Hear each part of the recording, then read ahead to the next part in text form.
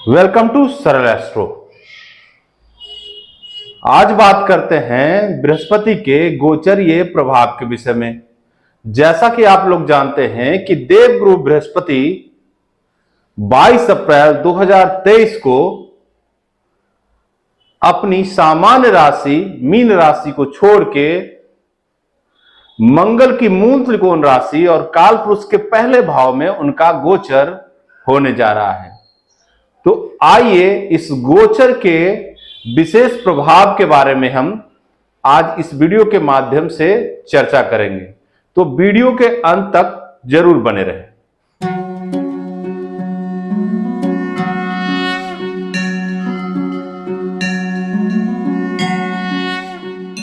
देखिए, बात करते हैं देवगुरु बृहस्पति के बारे में। देखिए, नवग्रह व्यवस्था में सर्वाधिक शुभ ग्रह की श्रेणी में देवगुरु बृहस्पति को रखा गया है और देवगुरु बृहस्पति गोचरवश प्रत्येक राशि में तकरीबन 12 से 14 महीना का अवधि लेते हैं ये, और ये प्रत्येक राशि में अपना ट्रांजिट करते हैं प्रत्येक वर्ष में। जब इनका ट्रांजिट होता है, गोचर होता है, तो क्योंकि ये दीर्घकालिक ग्रह है, शनि और बृहस्पति ये दो दीर्घकालिक ग्रह कहे गए हैं और लॉन्ग टर्म तक किसी राशि में 30 डिग्री पूरा करने में लगाते हैं, तो इनका गोचर बहुत ही प्रभावपूर्ण बताया गया है। ये बहुत ही चीजों के कारक हैं और नवग्रह व्यवस्था में अगर एक लाइन में, सिंपल लाइन में कहें देवगुरु बृहस्पति के बारे में, तो Devguru Brihaspati the planet of growth, ये ग्रोथ के कारक हैं। तो जीवन में जब कभी भी आपको उपलब्धि की आवश्यकता होगी तो बिना देवगुरु बृहस्पति के संभव हो ही नहीं सकता। ये धन में लिक्विडिटी के कारक है, ये संतान के कारक है, ये ज्ञान के कारक हैं, ये शिक्षा के कारक हैं, ये गुरु के कारक है, गुरुत्व के कारक है, गुरुत्वाकर्षण के भी कारक गुरु को ही कहा गया है। ये बृहस्पति है, बृहत बोला गया है इनको। नवग्रह व्यवस्था में ये सबसे बड़ा प्लैनेट है और क्या कहें बृहस्पति के बारे में, तो जितना कहें उतना कम है। बिना देवगुरु बृहस्पति के नवग्रह व्यवस्था में कुछ नहीं हो सकता। एक ट्रांसफर से लेकर के, एक नौकरी से लेकर के, बच्चा से लेकर के, एजुकेशन से लेकर के, बिना बृहस्पति के गोचरीय प्रभाव के बिना कोई भी ज्योतिष आपको नहीं बता पाएंगे। देवगुरु बृहस्पति का गोचर ही आपको ग्रोथ लेके आएगा और उन्हीं का कार तत्व है ग्रोथ देना। इसलिए सिंपल लाइन में कहें तो इस प्लैनेट को द प्लैनेट ऑफ ग्रोथ कहते हैं।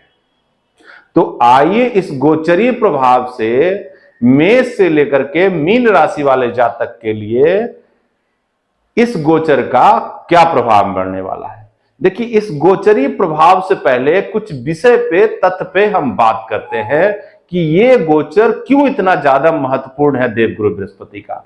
सर्वप्रथम बात करते हैं तो 22 अप्रैल को देवगुरु बृहस्पति अपनी मीन राशि, सामान्य राशि को छोड़ के मंगल की मूल त्रिकोण राशि जो उनकी मित्र की राशि है उसमें गोचर करेंगे। वहां पे पहले से ही सूर्य एग्जॉल्टेड होके बैठे हैं, साथ ही साथ राहु की भी स्थिति है और वक्रत्व बुध भी वहीं पे बैठे हैं।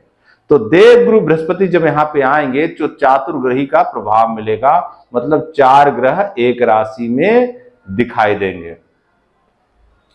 अब क्योंकि सूर्य से इनकी मित्रता है, मंगल जिनके राशि में इनका गोचर है इनसे इनका मित्रता है, राहु इनके नैसर्गिक शत्रु कहलाते हैं और बुध से भी इनकी शत्रुता होती है।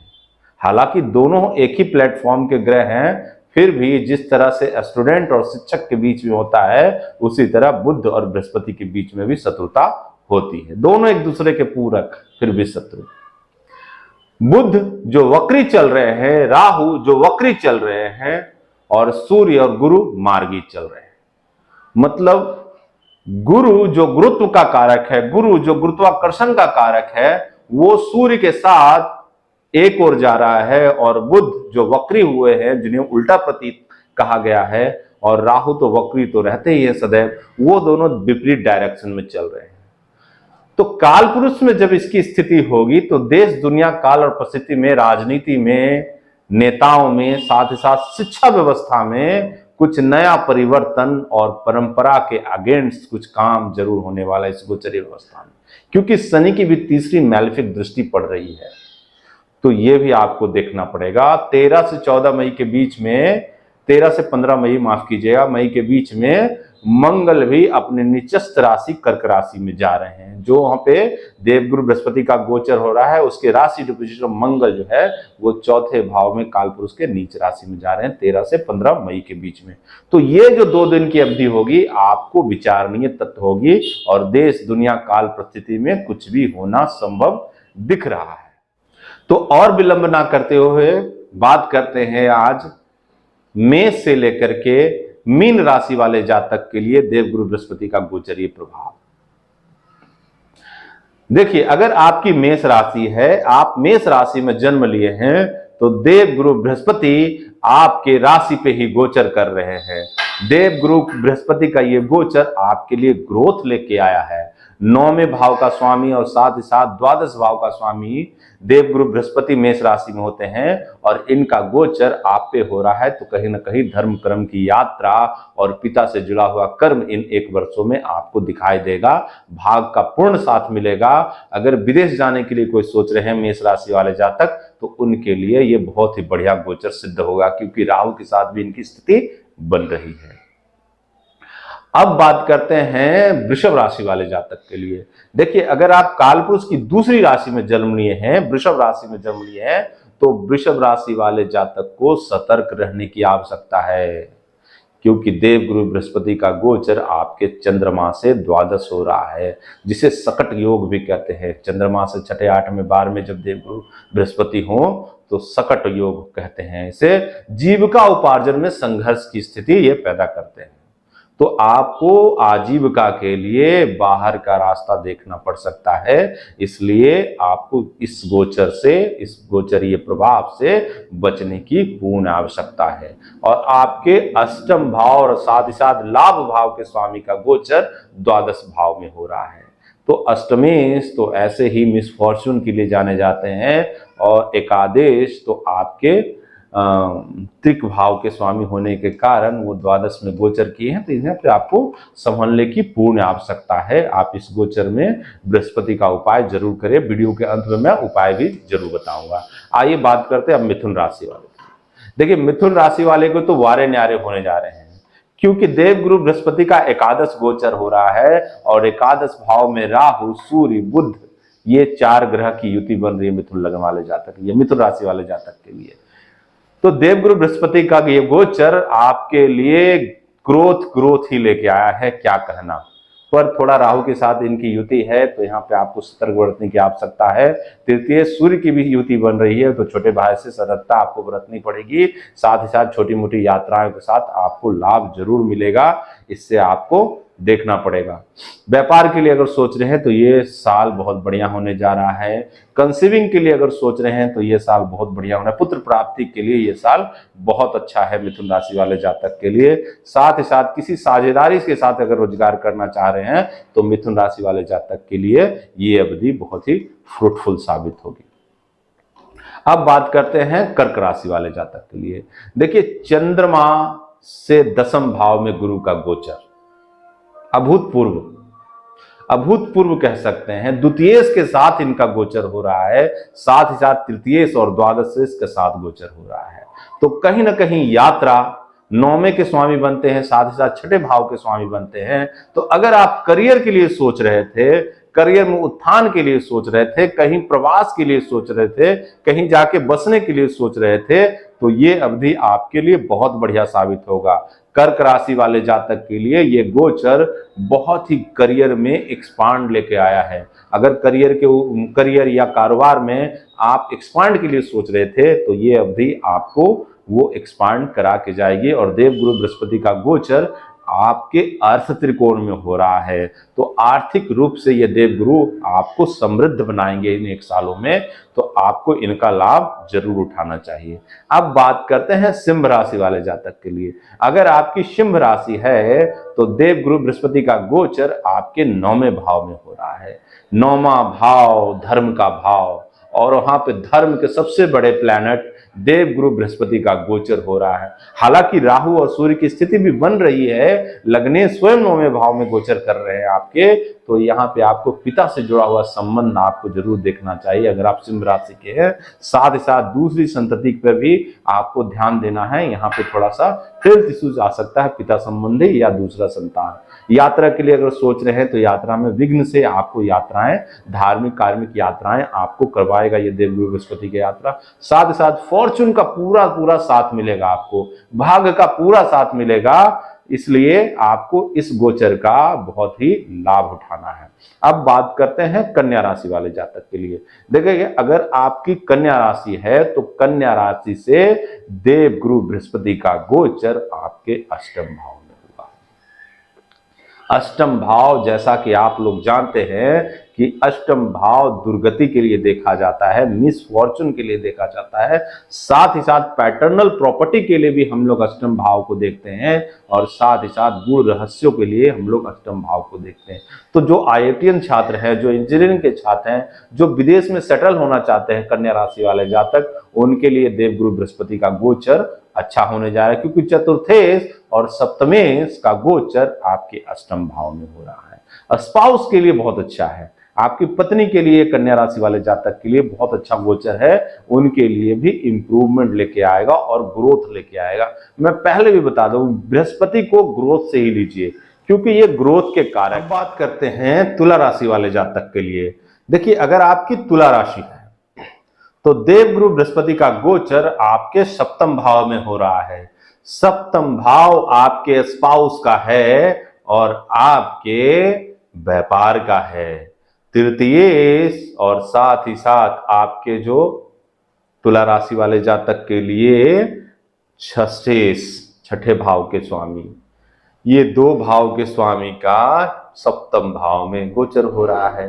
तो आप कहीं ना कहीं जुड़ के अगर व्यापार करने के लिए सोच रहे थे, किसी जातक से साझेदारी करके व्यापार के लिए सोच रहे थे, तो ये अवधि बहुत ही अच्छा रहेगी। नौकरी में जो सफलता पाने वाले लोग थे, नौकरी के लिए जो प्रयासरत थे, उनके लिए ये देवगुरु बृहस्पति का गोचर अच्छा होने जा रहा है। जो तुला राशि वाले जातक हैं, इन 1 वर्षों में तकरीबन 14 महीने के आसपास में रहेंगे, तो इन 1 वर्षों में देवगुरु बृहस्पति का ये गोचर तुला राशि वाले जातक के लिए अच्छा साबित होने जा रहा है। देखिए, बृहस्पति की दृष्टि जो है ना, उसमें अमृत होती है। तो बृहस्पति अपनी 9वीं दृष्टि 3वें भाव पे, 7वीं दृष्टि आपके लग्न पे और 5वीं दृष्टि आपके लाभ भाव पे देंगे। तो ये कहीं ना कहीं उस भाव से ग्रोथ देंगे, क्योंकि बृहस्पति की दृष्टि ही अमृत कही गई है। जिस भी भाव को देखें, उस भाव पे वो जागृत अमृत प्रदान कर देते हैं। वो भाव अगर मरा हुआ भी हो तो वो अमृतत्व को प्राप्त करके आपको पूर्ण फल देने के लिए बाध्य हो जाता है। अब बात करते हैं कालपुरुष की 8वीं राशि, जो वृश्चिक राशि है। वृश्चिक राशि वाले जातक के लिए देवगुरु बृहस्पति का गोचर 6ठे भाव में होने जा रहा है। सूर्य, राहु और बुध की युति के साथ 6ठा भाव क्या है? ये भाव रोग रिपु ऋण का भाव है, और द्वितीयेश और पंचमेश का संबंध जब 6ठे से होगा तो आपके परिवार में, आपके संतान में कहीं ना कहीं रोग रिपु ऋण की समस्याएं आएगी। इस बृहस्पति के गोचर में इसका आपको बिल्कुल ख्याल रखना है। इस बृहस्पति के गोचर में आप ऋण की समस्या से फंस सकते हैं, या तो आप ऋण दे के फंसे या तो आप ऋण लेके फंसे, तो इससे भी आपको बचना है। क्या करे उपाय, ये वीडियो के अंत तक बने रहे, मैं जरूर बताऊंगा। अब बात करते हैं धनु राशि वाले जातक के लिए। देखिए, धनु राशि बृहस्पति की अपनी राशि, मूल त्रिकोण राशि, कहना है क्या है धनु राशि के वाले जातक के लिए। धनु राशि से बृहस्पति का गोचर आपके पंचम भाव में होने जा रहा है। पंचम भाव विद्या का है, पंचम भाव प्यार का है, पंचम भाव आपके एंटरटेनमेंट का है, पंचम भाव आपके जुआ सट्टा लॉटरी का भाव है, आपके दादा का भाव है। तो इससे जुड़ा हुआ कर्म आपको देवगुरु बृहस्पति इन 1 वर्षों में देंगे। इनका गोचर आपके लिए अच्छा होने जा रहा है, क्योंकि चंद्रमा से पंचम गोचर देवगुरु बृहस्पति का बहुत ही अच्छा शास्त्रों ने बताया है। जितने भी क्लासिक में देख लें आप, सभी जगह अच्छे कहे हैं। देखिए देवगुरु बृहस्पति जब पंचम भाव में गोचर करेंगे तो निश्चित तौर पे वो 9वें भाव को देखेंगे, लाभ भाव को देखेंगे, आपके लग्न पे दृष्टि होगी तो शादी के लिए भी अवसर आपके लिए अच्छा है। अगर आप शादी के लिए सोच रहे थे धनु राशि वाले जातक तो ये अवधि बहुत ही अच्छा है। अब बात करते हैं मकर राशि वाले जातक के लिए। मकर राशि वाले जातक के लिए देवगुरु बृहस्पति का गोचर कहाँ हो रहा है भाई?